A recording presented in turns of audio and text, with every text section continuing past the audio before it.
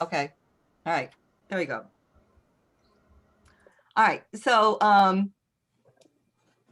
want to give you a little bit of background on this project first, and then I want to tell you a little about the excavations. Then I want to talk about some of the people who lived here, and then finally show you some of the artifacts that we found. It's been a really exciting project. This is the largest urban archaeological project to date that's occurred in Louisville. And so it is one of those that is really changing a lot of the way we think about historic archaeology and even the development of Louisville. We have been studying a number of these urban neighborhoods. Right now we're working on Shelby Park. And so a lot of these, we're kind of studying the history of Louisville through archaeology, one neighborhood at a time. So you can see here highlighted in the blue, can you all see my cursor? I hope so. Yes. But so this is the Beecher Terrace complex, and I'm sure that most of you folks know it extends from Jefferson Street, which was the main artery, to Muhammad Ali or Old Walnut, and then from 9th Street over to 13th Street. So this is the area that we've been studying, and that yellow line is 9th Street. So we're just on the west side of the 9th Street divide that symbolically separates the west end of Louisville from everything else. And so one of the reasons that we are working on this project and many other initiatives going on at the same time is to try to, eliminate that, the symbolism behind this 9th Street, trying to unite the city some more. So you can see that we're working right here under the skyscrapers of Louisville.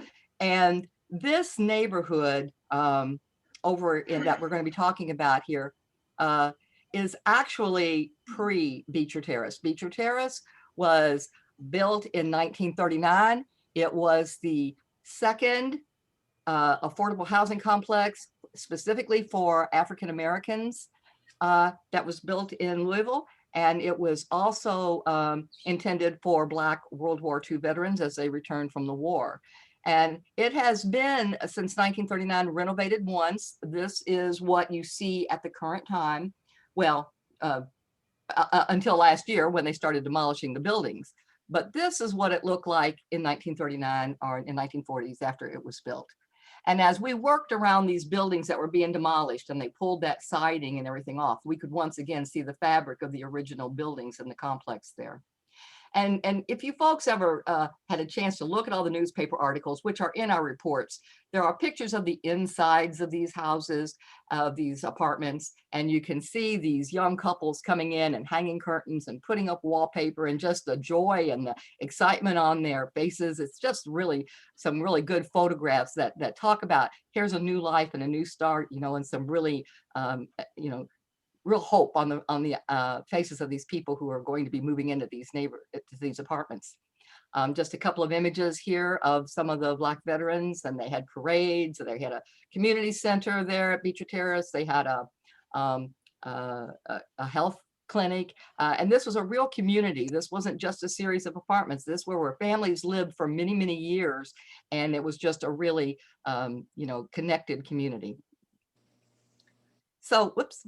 So what happened here was that, these buildings are now 80 years old and they were just in terrible shape and terrible condition. They needed updating very, very badly. And so what happened was that the city was able to acquire a $29.5 million grant from the Housing and Urban Development. And that was received in 2016. And it's going to take more money than that, of course, but that money is used to tear down the Beecher Terrace complex and build new mixed-use affordable housing. And that construction is already underway. If you drive down Jefferson Street, you will see some of those buildings already going up. And it's right on schedule for getting done. And it's just going to be a very exciting addition to the Russell neighborhood. Beecher Terrace is located in the Russell neighborhood, and there is this Vision Russell initiative. If you go to the Vision Russell website, you will see all of the other things that are happening in relation to improvements to the Russell neighborhood. So because though that we had this federal money, because there was this connection to public dollars, there is by law stipulations that say we had to go in and investigate the historical and the archaeological significance of the area. And so the first thing that we did was we had to study the buildings themselves. And in concert with the federal agencies and the city and the state historic preservation offices, it was determined that those buildings were eligible for listing to the National Register of Historic Places. Therefore, that meant that there would be an adverse effect to those buildings when they were demolished, obviously. And so there had to be some form of mitigation. And there's a large range of mitigation that is happening in relation to this. One of those is a 30-minute movie documentary by Lavelle White. That's been on KET quite often, and I think will be shown again. I've seen it a number of times. It's fabulous. A lot of interviews with people who lived in Beecher Terrace, and a lot of footage about the life on Walnut Street in the Black neighborhood, and it's very, very interesting. The Louisville Story program is also writing a book on the Russell neighborhood. And the Western branch of the Louisville Free Public Library is tasked right now with documenting all of the records related to the Russell neighborhood in terms of digitizing any documents and photographs that they can. There's also going to be a series of displays. One of them will be at the Fraser Museum. So that's one of the mitigating factors for demolishing this historic resource. But one of the bigger ones has to do, one of the more expensive ones has to do with the archaeology. And as I said, we have been digging there now for 4 years. And when we first started this, a lot of the developers and agencies felt like there probably was not very much that was going to be found. And that's because they felt like it had been too disturbed. There had been a lot of building that had happened since the early days. There had been a lot of utilities run through the area. They didn't think that there was going to be anything intact left to find. And that was not the case. And one of the reasons why they thought it was so disturbed, you can see in this picture. A lot of us think of Louisville, or thought of Louisville, the Louisville floodplain as a very flat area and level, but that wasn't how it was. It was rolling. It had high spots, it had low spots, it had ponds in it, it had Native American Indian mounds, it had little hillsides. And so over the years, as development occurred, there was an increasing effort, especially in the 1820s, to level the ground, to fill in the wet spots in the ponds, to get rid of the high spots. And so as you can see here, layers and layers and layers of fill dirt are in the Beecher Terrace neighborhood as elsewhere in the city, and they have covered up the remains of what was there before, essentially sealing it and protecting it. So underneath this fill, we were able to find a lot of what I'm going to be telling you about today. And you'll see as you go through these pictures that the fill is really deep in some places and it's not so deep in others. And that just reflects the fact that it was not a flat floodplain down on the Louisville banks there. So this is the Beecher Terrace area again, and it's overlaid on Sanborn insurance mapping. And you can see that there were in the Beecher Terrace footprint over 386 individual city lots. That included residences and commercial buildings and schools and colleges. The medical college was there. And if you look up at this top area right up here, you see Baxter Square, and that is a cemetery. That is the first public burial ground of Louisville that was utilized from 1786 to 1832 was the last burial. So all of this is in here. And very obviously, we could not go and dig up 386 different lots. And so we had to have a plan. Again, as I said, this is a little bit of a misnomer, because while all of these mitigating efforts that are underway are documenting Beecher Terrace complex as Beecher Terrace from 1939 to the present, our archaeology is focusing on the period from 1860 to 1939. We are actually pre-Beecher Terrace. However, having said that, a number of the Black population that lived in this area before Beecher Terrace was built did have the options and the opportunity to move into the Beecher Terrace complex. So there is a little bit of continuity in that sense. But this neighborhood from 1860 to 1939 was the first westward expansion of Louisville. And we're not talking about Portland, of course, that was a separate city. So this was the first expansion of Louisville to the west. And an early neighborhood with Jefferson Street up here at the top being the main artery. Development started on Jefferson Street and 9th Street, and then expanded to the south and then expanded to the west. So the older stuff should ideally be up along Jefferson Street. So again, this is just a picture showing us the proximity to Louisville. We don't really know what this neighborhood looked like, but this is a picture we found from the 1880s. And this is the corner of Green and 6th. Green is Liberty Street. We're digging at Liberty and 9th. So it's only a few blocks down. So you can kind of use your imagination of what this may have been like in the 1800s. And also, when they were demolishing this old neighborhood, we can get a view of some of the adjacent buildings, and you can get some kind of an idea of what this neighborhood may have looked like before it was demolished to build Beecher Terrace. Okay, so I'll tell you a little more about this neighborhood that we know about. It was a racially mixed neighborhood. It had an African-American population, and the interesting thing about this African-American population that was in this block was that there was a disproportionate number to most neighborhoods that we see of very educated Black African professional people, scientists, doctors, newspaper editors, entrepreneurs, all kinds of people who are highly educated. And there was also, of course, a blue collar group of African Americans there as well. But also, there was a lot of German and Irish immigrants. It wouldn't be a Louisville neighborhood without the German and Irish immigrants. But there was also immigrants related to the Eastern Bloc countries, namely Russia and Lithuania, and they were Jewish people, and they represent the shtetl Jews. In other areas of Louisville, we've studied the German Jews, but we never had a chance before to study the Eastern Bloc group of Jewish people. And so we got that opportunity here. And then, of course, we wanted to study the native-born Kentuckians and the early settlers who may have been in the area. So these are some of what we were looking there. Anyway, it was a very vibrant population community. It was very successful. It was very active. And then, of course, things started happening in March of 1890. That devastating tornado ripped right through this area. A lot of people, when they see this picture, they think of Richmond during the Civil War, you know, but everybody says, oh, you know, that's a Civil War damage. This is an actual picture of Beecher Terrace. It's right on Jefferson Street. And you can see the damage to the buildings. This is Baxter Square Park. This building is still standing, by the way, and this is the community center for the current Beecher Terrace complex. And there's a gazebo there, and there's these walkways. And this park in here, named for an early mayor, is actually built on a design or incorporates design from the Olmsted brothers. So it has significance in that regard as well. So anyway, and then you can see the devastation of Beecher Square, Baxter Square right in here. So, you know, and again, a few more pictures of the poles being bent and everything. So this was a very devastating tornado that went through.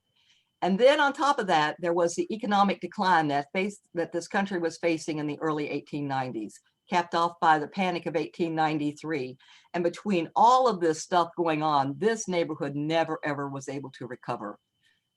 When we had before was a lot of privately owned lots where people stayed for 20 or 30 or 40 years.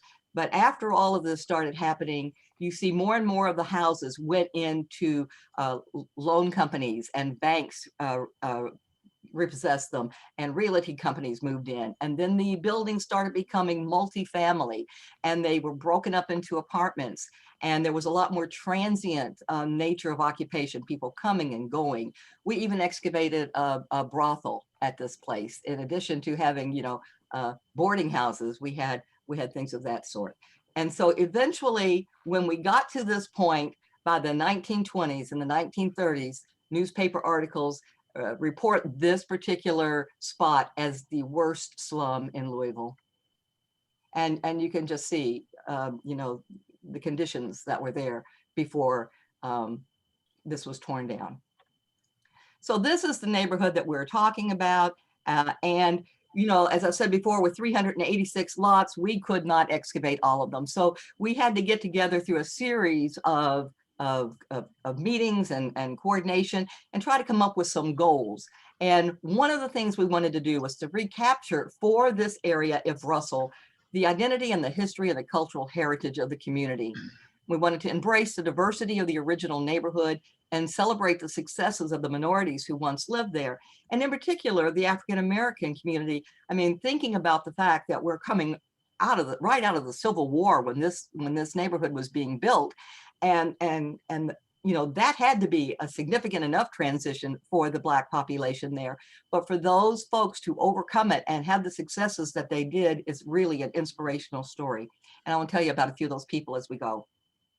Okay, so since we couldn't dig 386 lots, we had to pick which lots we wanted. And that could only be done with a lot of archival research. So for every one of those lots, for every year, from 1860 to 1930, we went through every piece of information we could find, city directories, census records, etc. And we know who lived in every one of them for every year. And so we had a huge database set up where we could characterize them by their nationality and their race and their age and their occupation and their income. And then we had to select which ones we wanted to study in our sample. And as I mentioned before, this was something in our meetings with the city and the federal government and the state that we decided that we were going to prioritize these in the following way. We wanted to study these professional African Americans, then the regular blue collar African Americans, then these Eastern Bloc European immigrants, other immigrants, and then the native born Kentuckians. And the emphasis is not so much that any one of these is more important than the others. It's that we have been able to study, for instance, these last two in other neighborhoods, and we didn't have the opportunity to study as much of these in other neighborhoods. So we wanted to try to fill in some data gaps in our knowledge. And so that's why we're prioritizing some of these other ones that we haven't been able to study before. So then I'm going to tell you a little bit about the excavations, and it was challenging because as buildings were being torn down around us, we were all dancing a jig, you know, when they're getting rid of the asbestos and they're pulling up the utilities out of the ground, and how we're going to dance around each other and keep safe. And when we got these things that are buried right in between these buildings. And so it was a real interesting challenge to do that. What we wanted to do, one of the other goals that we had set was that we decided we were only going to excavate residences. We were not going to do the commercial properties or the schools or the social institutions like the churches and the schools. So anyway, so we wanted to study just the residences. And the other thing is that we only want to focus on the rear yards. Nothing much happened in the front yard. You might sit on the porch and visit with people, but the real activities in any household happened in the backyard. And those activities are associated or left their imprint on the ground. So as we stripped with a backhoe, with the excavator, down to the original ground surface of 160 years ago, then we were able to find the footprints of the activities that occurred in those neighborhoods and in those yards. So what we were looking for were the features. And again, you see how it's not really, all this fill dirt's not too deep right in this neighborhood, right in this particular lot. But these are the features we were looking for. This is a large cistern, a water cistern. This is a large circular privy or an outdoor toilet. And this is a square privy. And we found other types of features. There's foundations. This is the foundation to the church that was on 9th Street. This is something that we really were excited about because this is a chimney base, but this chimney base predates the neighborhood. This is even earlier. This is before the Civil War. And there would have been a wall right through here. And this is a saddleback chimney where you would have an open fire to this room and an open fire to that room. And so this is one of the few things that we found that dates to an early homestead before any development was in this area. We found sidewalks. These are keyhole cellars that they may have stored their roots and vegetables. And then they have the water cisterns, and the cisterns are huge. And they all have these barrel vaulted domes, these beehive domes. And most often those were in place towards the back of the house near the rain spouts, so they could collect rainwater for the family's use. And we decided not to excavate these very much because very often when the houses got public water, when they got, you know, utilities were in place, then these were abandoned and they were filled in with demolition debris from the buildings or from some other source, and they usually didn't have very good information in them. So what we decided to focus on were the privies. These privies are just archaeological treasure houses. Anything that you couldn't burn, you threw in the toilet. And so there are round privies. They had brick walls. They were little outhouses with little structures around them with, you know, little walls for privacy. And they were quite deep. In the Louisville area, the ones we were finding were 20 to 22 feet deep. But up in the Cincinnati area, some of these privies go to 40 feet deep. Then we have these square privies. Now the square privies are lined with wood, and they are not so deep, but they are older. They were the ones that predated the other privies. And you would often find privies right beside each other in these lots. So if you have a square privy here and a round one there, I see that what they did was they upgraded. You know, they wanted to get a bigger one, better storage, and one that they didn't have to replace so often. And so they would build it right beside each other. But we found that there were other reasons for privies to be side by side as well. And if you look at this picture from Beecher Terrace, you can see that this little outhouse had a colored section and a white section. This one is no better than that one, but they are right beside each other with two different vaults. And even at this time, when the world was falling down around them, segregation was still so important to them at that time that they couldn't share an outdoor toilet. So what we're really looking for when we analyze the artifacts from each one of these, are there differences in what we're going to find in the privies that were used by the African Americans and those used by the white folks? I don't know yet, because I don't know what this address is. We were really hopeful that some of this that we've dug up is going to reflect this dichotomy here. These are very deep, as I said, and they're very dangerous. And you should never excavate them on your own. There's a lot of bottle hunters out there, and they go out there and dig these things, but they are really risking their lives. We did them mechanically with an excavator, and we had our people tied off with lanyards and harnesses, because those walls would have a tendency to collapse and fall in. And you did not want to have to call somebody's wife and say, hey, he got killed in a trench. So we had to be very careful about excavating. And so while we generally like people to come out and watch and see what we do, in this particular instance, we had to wall off or fence off the privy excavation and just have people look at some of the other parts of the rear yards, because we didn't want anybody to get hurt. And so, but we did put signs up around the excavations so people could come and read and see what we could do. And we did have some visitors, and we did try the best we could to share what we could with them. Okay, so as you can see from here, we ended up excavating or documenting 818 features, which included 74 privies. That's where our focus was on, those 74 privies. But we also looked at all of this, and you will notice at the bottom, 25 graves. And there were a lot more graves there, but those are the only ones that we encountered at that time intentionally. Okay, so let me just tell you a little bit now about some of the people. We have a very unique opportunity in this project where we did so much research that we know who was in what lot at what time, and we found those lots so that we can, in most instances, say that we knew who used these artifacts, who lived there, who they belonged to. That's not something you can always make, is that connection with the stuff you dig up with who put it there. And it's a very unique opportunity.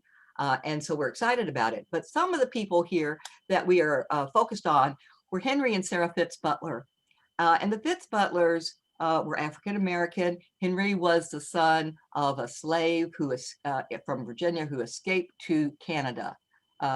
And Sarah Fitz Butler, I've heard several different stories about her heritage, but she was also of African-American descent. I'd heard that her grandfather was a freed Black farmer and white indentured servant, but I've heard a different version of that as well. We're trying to work that out right now. But she was also, they also fled to Canada at one point. And so Henry became the first person to graduate from Detroit University of Michigan with a doctoral degree in medicine. And he had the opportunity to come to Louisville to serve the medical needs of the Black community who did not have access to medical care. And while he was here, he and 2 others established a Louisville Medical College in the Beecher Terrace neighborhood. And his wife, Sarah, was one of the first to graduated from that college. She became the first woman, I'm sorry, of any race, ethnicity to earn a medical degree in Kentucky and to practice medicine. Now, you know, you have to think about coming right out of the Civil War, what an outstanding achievement this was for Black individuals to do this. But not only that, for a Black female to do this at this time was just a remarkable story. And their daughters were all very influential as well. And there's just a lot more that we can be said about them, but we're going to go on to the others. Albert and Sally White. He was an attorney, dean of the Louisville Central Law School, and he fought for African-American voting rights, and he was beaten by Louisville police officers even at that time. You can look at some of these stories and you don't think anything has changed in the last 100 years. His wife, Sally, was the first woman to graduate from Central Law School and the first African-American woman to pass the Kentucky bar. So we excavated their lot. Charles Wesley Harris, this is an amazing man.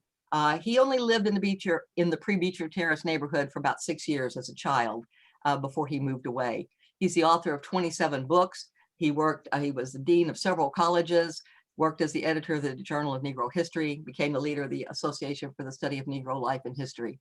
So some amazing, amazing connections to some of these people. The Reverend Nora Martin. I have not found a picture of her yet. We're still trying to find out more about her. She established this, I'm having problems because of this. I can't read everything here, but you can see it. She was able to establish this parish in 1889 and just was a very, very influential person in the neighborhood as well. As I mentioned, we had some Eastern Bloc Jews. So Abraham and Jenny Zimmerman, we excavated their lot. And he was a longtime president of this congregation, this Jewish congregation, and became vice president and president of Knesset Israel. Then we have Louis and Fanny Barron. These are Russian Jewish immigrants, ran a grocery store, lived at 2008 Jefferson until 1930. Joseph and Teresa Hubbock. And I'm still trying to find out, I believe that these are the predecessors to the Hubbock Interior folks, even though it was their either their son or grandson who actually started that. That company started in 1933, I believe. So anyway, he was an influential person and a very charitable person.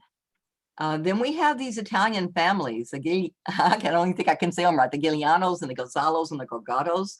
I love looking at this one. She voted the prettiest girl at the Columbus Ball, but they had bars and restaurants and everything on Jefferson Street. Again, other folks, Annie Kern, Antoinette de Sopo. Again, we've got these Italian people and German folks all living in this neighborhood together. The German tenor, Joseph Westbecker.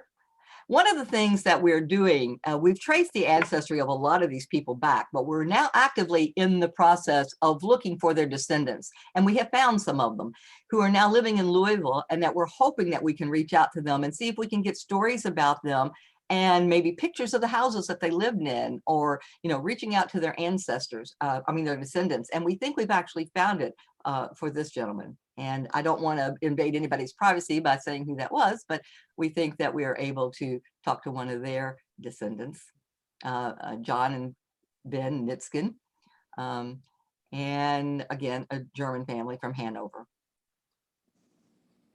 So, there's just so many of them. There are so many stories. There are just too many people here, and I can only give you just a few examples of them. But out of the lots that we have excavated, we are having a wonderful time trying to tell the stories of these people. We don't want to just sit here and count artifacts and here's what we found. We want to talk about the people, how they lived and how they mingled in this neighborhood and how they adjusted to life in this country. And so it's something that we've got a unique opportunity here to do. Now, obviously, as I said before, excavating 74 privies generated a lot of artifacts. And this is just a part of it. thousands and thousands and thousands of artifacts. And we are in the process of washing all of those. And that is a chore in itself after it's been in night soil, you know, or in privy context for all these years. And so not only washing them, cataloging them, labeling them, putting them in a database, all of that is just something that is very, very time consuming. But just to show you a variety of some of the things we found, the ceramics are outstanding. Things, like I said, things that you couldn't burn would get thrown in the toilets. And so very often you can find the preferences of people's, their ethnicity and their consumer choices by looking at the manufacturers and the source of origin of some of these ceramics. This is a very early sealback plate that we found. All kinds of different cups and teapots and every kind of thing. Sometimes we'd find these whole, and that really amazed me, that when we found them in one piece, why would you throw away a perfectly good thing? Like these two. This is Thomas. He was a potter from the Maysville area. This dates to about 1820. This is a very rare piece. This would go for, not that we sell and buy, this would go for a lot of money on the market. This is a very collectible piece. And the Melcher brothers were local potters, local German potters. So a lot of these things that we're finding whole from this in one piece are just outstanding examples of artifacts. This was the Samuel Becker pot. I wish we didn't have holes in it. It was broken, but we were able, this was an advertising crock for a dry goods seller. And chamber pots. Now this always amazed me. We have more chamber pots than we know what to do with. The most beautiful decorated chamber pots. If you've got privies, why do you need chamber pots? All I can assume is that people didn't want to go out in the night in the winter and had these in the house, and they empty them into the privy the next day. That was exactly it. I mean, you wouldn't want to go out in the cold, I guess, because it looks like, you know, but anyway, we've got some that there's some that are so very beautiful. A lot of beautiful lead crystal. What we're finding from a lot of this stuff is that these people were not poor. They had disposable income.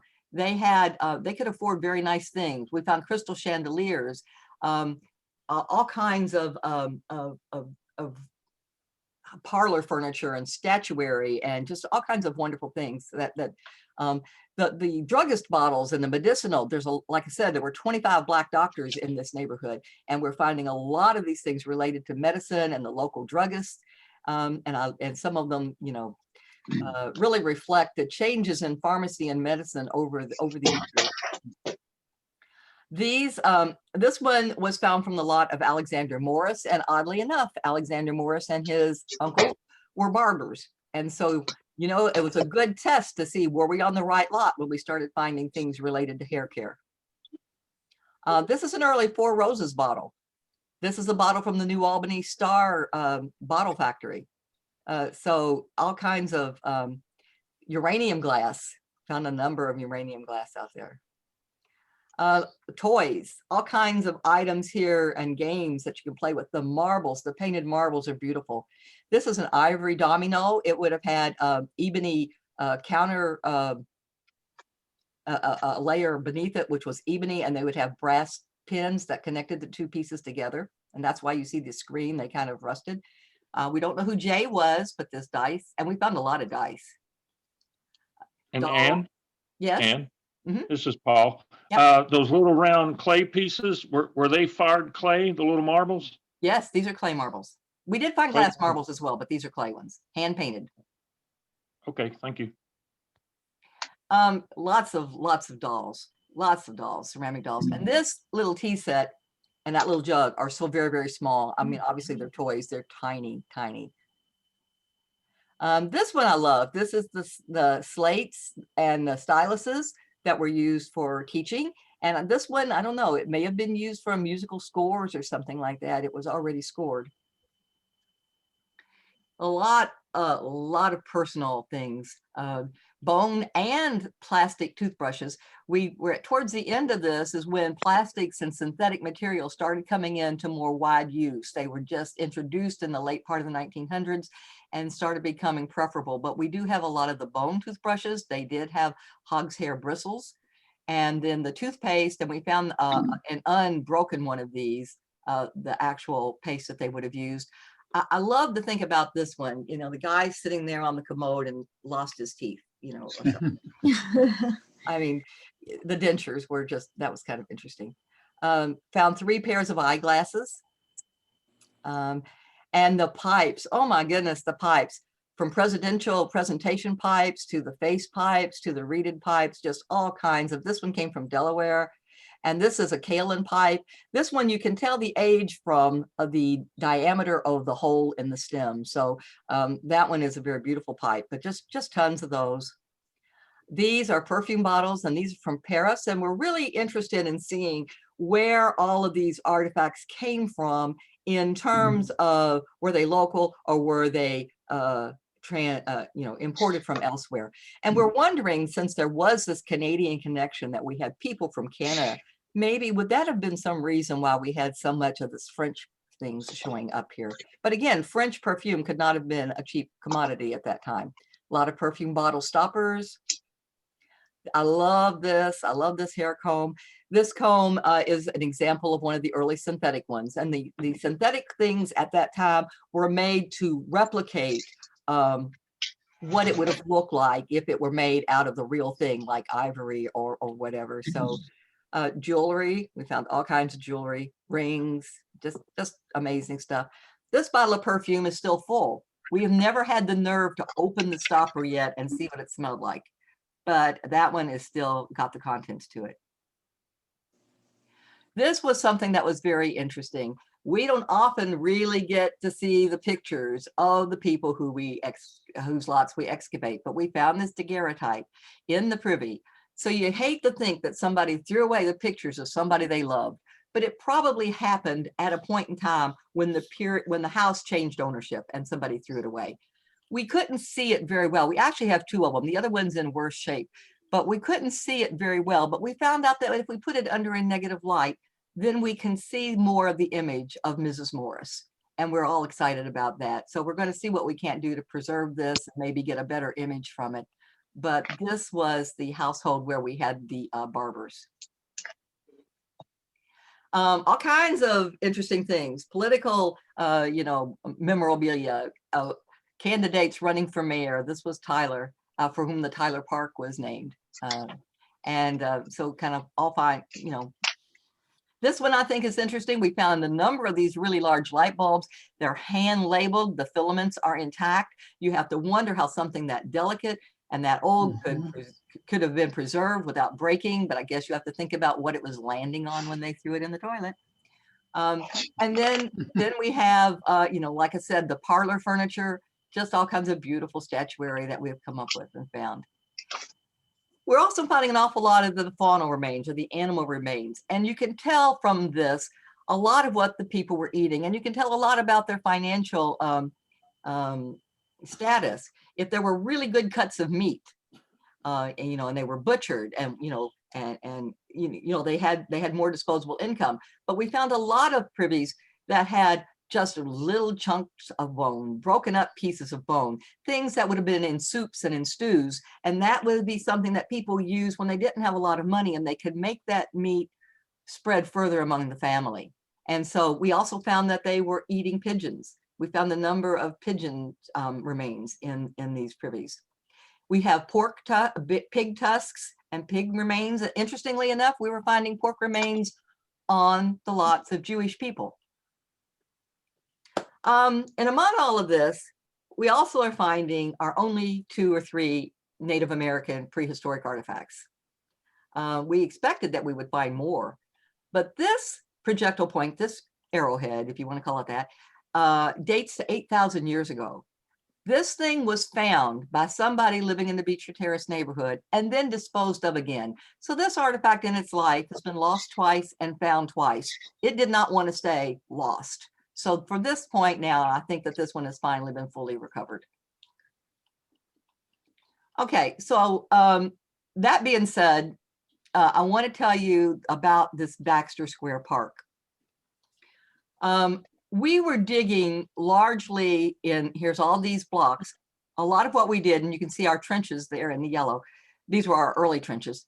This was Old Walnut Street Park. When they tore that neighborhood down in 1930 and built on everything else. There were a couple of places they never built. This is a place they never built again. They left it as a park, and black baseball became a real activity that occurred here. We've got a number of pictures of the black baseball players who lived in the area, who played at Old Walnut Street Park. So that is now being developed. There is a large building that has gone up here that's going to be serving the senior community. So we didn't have to work around buildings here. But the other area that we work in is up here, Baxter Square Park. And I showed you a few pictures of that. And you see we've only got 2 little trenches there. That is because this is that first burial ground of Louisville. This is that early cemetery. And currently right now, did you want to say something? Nobody? Okay. It's been used as a park. If you've been down there, there's a basketball goals, there's a splash park, there's all kinds of things on there, but it has never been developed. It never was developed during that early neighborhood and hasn't been developed since. They want to do something there, and they're still trying to devise what they're going to be doing at Baxter Square Park. But we had to go in and do some excavation to see, first of all, are there still any graves there? And you can see on some of the early pictures, there's Green, which is now Liberty. You can see this early graveyard. And it, you know, as I said, it was the first public burial ground in Louisville. So we dug 2 trenches. That's all we did, because in those 2 trenches that we dug, we found the grave shafts for 25 individuals. And at that point, each one of those had been, they were intact. We did not actually intersect the bone. When we do this type of work in cemeteries, we try to stay above the burial. But you can see when they take that dirt out to dig the hole, and then they put the coffin in, and then they put the dirt back in, they don't put it in just the way it came out. You can see the differences without ever actually having to get to the grave itself. And so we could see the square footprints of where these graves are. Here's one of those trenches. There's the community center. You can see the buildings in the background. There's a gravestone right there. And you can see when up here, we're not very deep. But when you get down to this end, we're getting down to 6 feet deep of fill over it. So just from here to here, there was a lot of fill. Over in this area, we must have been at towards the top of the elevation, and one of those low spots came down here and they filled it in. So we're documenting these things. And as we did this, we found the footers of some of the graves that were still there. This is the only actual stone with writing that we came across. This one dates to 1832. That was the last year anybody was buried there. We don't know yet, because we haven't gone into the work of looking at if this is Mabel or Isabel Turnstall. And so, but at any rate, this is one of, we will be working on that to find out who that belongs to. And we're hopeful that as whatever develop or whatever happens here, that people are going to be able to put some kind of a memorial to the fact that there are still graves here. When this graveyard became full in 1832, that's when they started a new graveyard just down the street at 16th and Jefferson. And a lot of people had the opportunity to move folks out of this one into the new one. And a lot of people in this area thought that all of the graves had been moved, but it was very obvious to us as we got in that no, they hadn't. And this is maybe a little bit difficult for you to see, but you can see these lines. This is one of the grave shafts here. There's one here. There's one up there. And you can see this is at that southern end of it, how deep that is, as opposed to where we found the headstones just a little bit below ground surface. So here are all the different grave shafts. This one we actually got into a casket.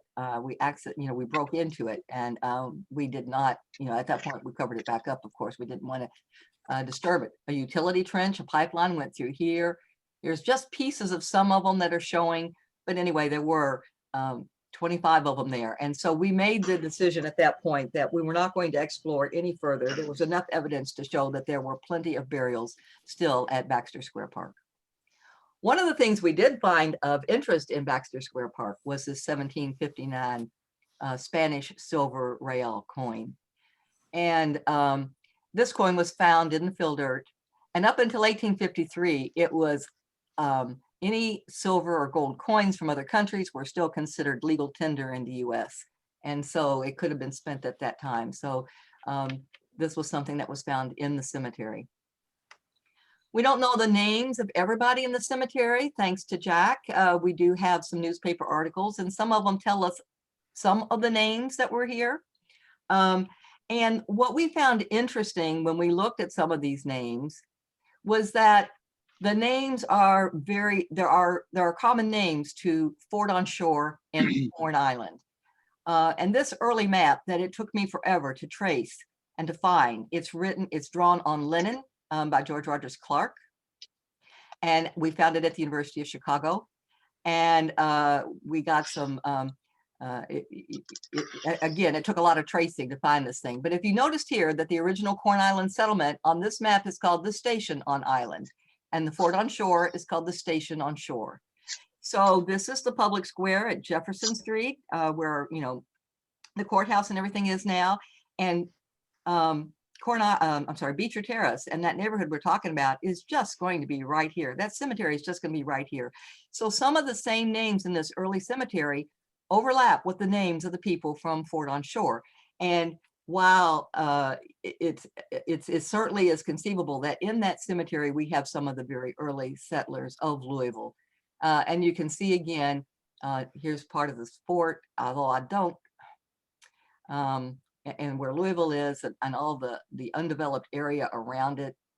And again, just an image of what the Station on Shore looked like. Anyway, here are some of the names that overlap that we know of that are in the cemetery or were in the cemetery and that were in those earliest settlements. And there are probably other ones as well. And it's really not too far of a stretch to say that some of the names that we found in Beecher Terrace as living there much later in the 1880s have these same names. So while it would not have been the same individuals, it could certainly have been some of the same families that were living along Jefferson Street. You know, their children or their grandchildren could have been living in that area. So these are some of the lines of research that we're going to be continuing as we go through this. One of the other things that we really, really wanted to do in this is to reach out to the public and to involve the public and to get their involvement and their participation. With last year's riots and all the social unrest that we're having, it's becoming increasingly clear that we, as most archaeologists, are trained by white professors who were raised in the, you know, the European and early American context and paradigms. And it is not realistic anymore for us to be thinking that we, from our position of white privilege, can be telling the story of the Black community, or that we can be telling the story of the Jewish immigrants. And so we wanted to involve all of these people into this and get their side of it and get their input. And that's something that we are really working on doing. We want their voices as we continue to work on this. So one of the things that we have done is we've reached out to the University of Louisville and the Department of Pan-African Studies, and we've got a college level course being offered at U of L where we are inviting the students of Black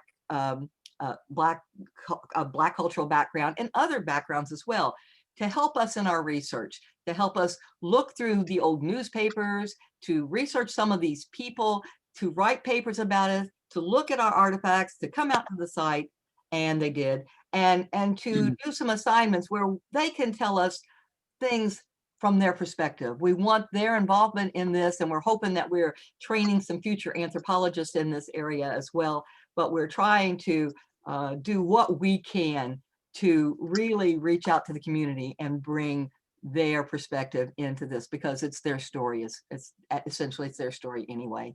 So that's kind of where we're going at this time. We will be analyzing these artifacts for some time. We've got years ahead of us to come up with these reports, but some of our preliminary reports are online at the Vision Russell website. You can go and look at the historic preservation part, and some of our preliminary reports are there, and there will be more coming and exciting things that are happening at the Fraser Museum. We're also working with the Jefferson County School Board, and we're going to be starting in July developing a curriculum where we can teach teachers to share all of this with students, particularly students in the West End and Central High School and some of the other ones, trying to share with the children, here's your heritage, this is your community, and this is, and look at the diversity that these people had to go through, and look at what they were still able to accomplish.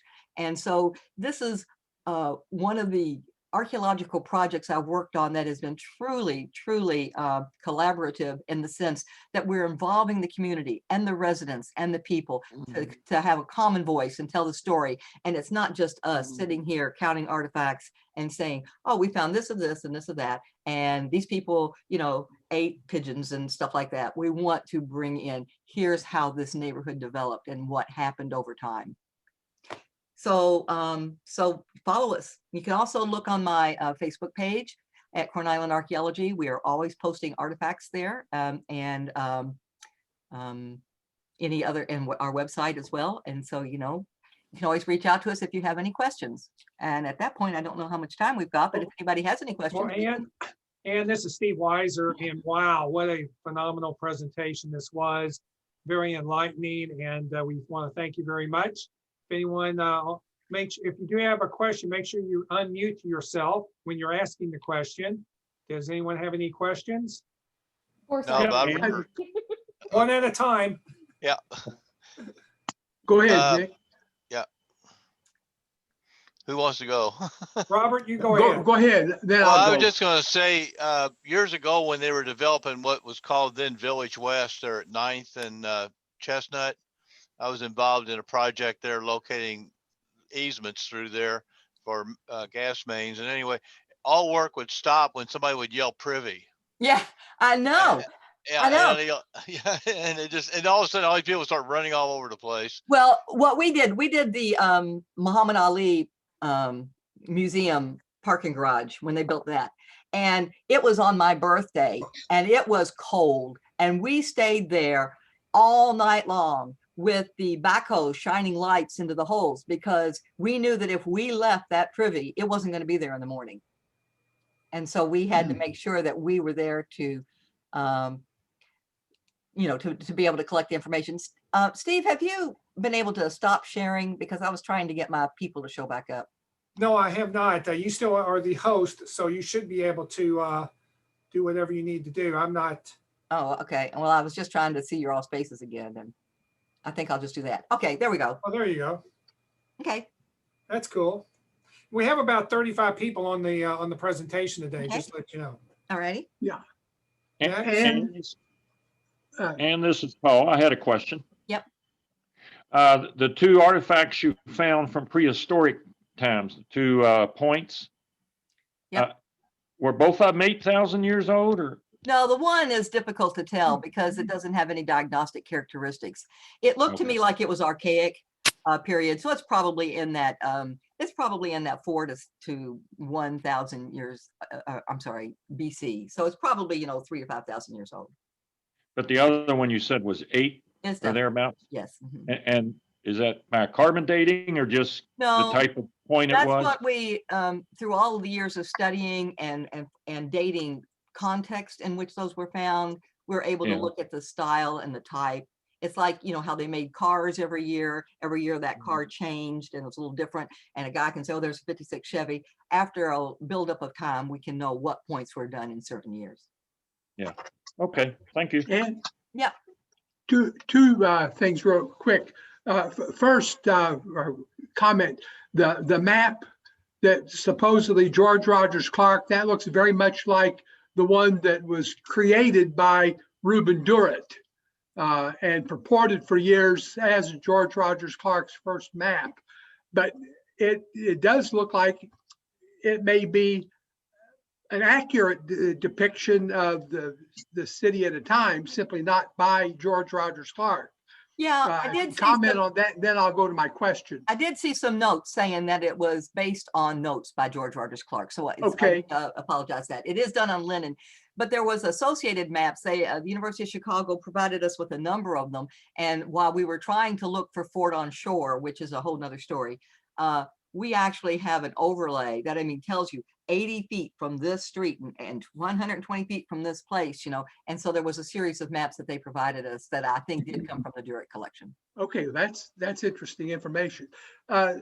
Second thing, and my more substantive question, number of years ago when I was with the Plymouth Community Renewal Center, the late Abby Fife was telling me a lot about alley life in parts of the Russell area where prominent people lived in large houses that fronted on the main streets, and African Americans lived on the alleys. And I wondered if you Yes. found any evidence of alley life in the Beecher this is Terrace area. this is exactly what we're getting at. What we were doing is one of the reasons we chose the blocks to excavate the way we did was to sample that type of thing.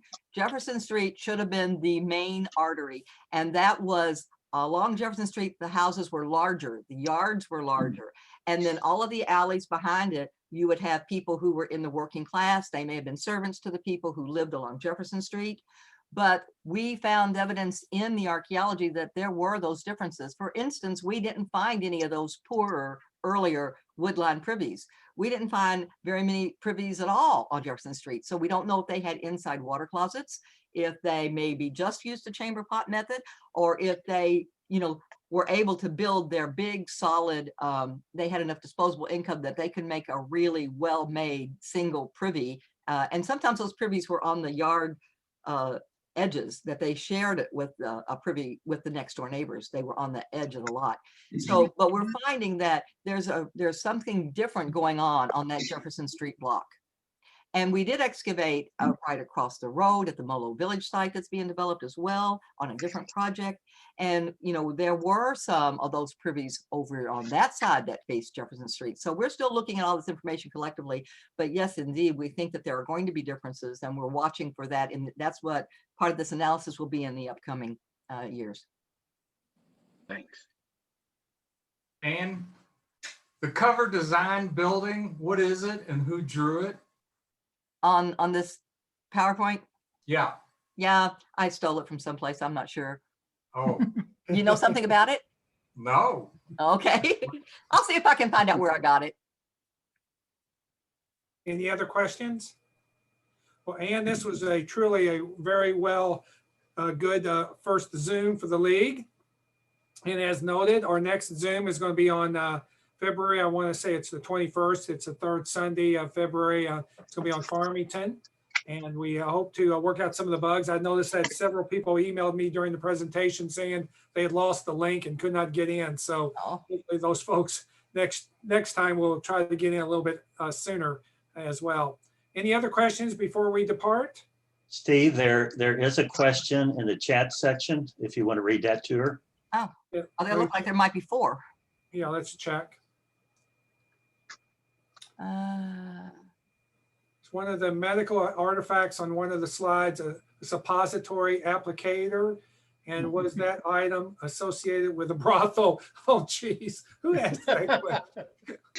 You wouldn't believe some of the things we found, folks. I mean, I don't even want to talk about some of the things we found. Oh, no. One of our big concerns was that when we started excavating on the brothel, was that we were going to find the remains of fetuses in the privies, unwanted babies that were.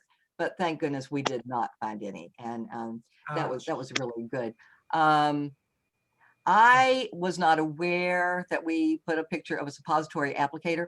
What I'm looking at right now are, these are images that we have found, and we are still going through them. And so I will make an absolute note that we will check that out and see if that one, indeed was there. But we found things like breast pumps, and it took us forever to figure out what that was.